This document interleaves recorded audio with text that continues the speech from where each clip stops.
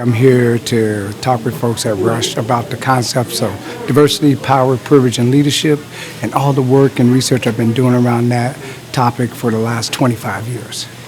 Because sometimes, based on the facts and stats, what I'm finding is all these people talking about, I love diversity, I believe in diversity, I'm all about belonging and including. When you look at the stats and facts, somebody's lying. There's definitely been some progress around the work, but I think that the challenges are still ahead of us.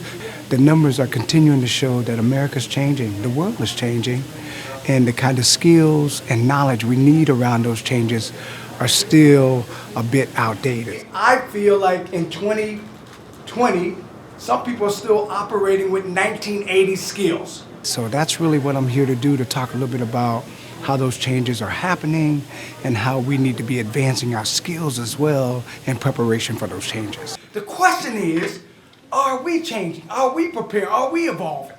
And I asked you to think about that, not for the people who you wish were in this room, but even just looking at yourself. Events like this give me real hope. The fact that people are allowing the topic to happen. And that's really what I want to encourage people and inform people about today, with the information, the knowledge, but most importantly, to put it to action.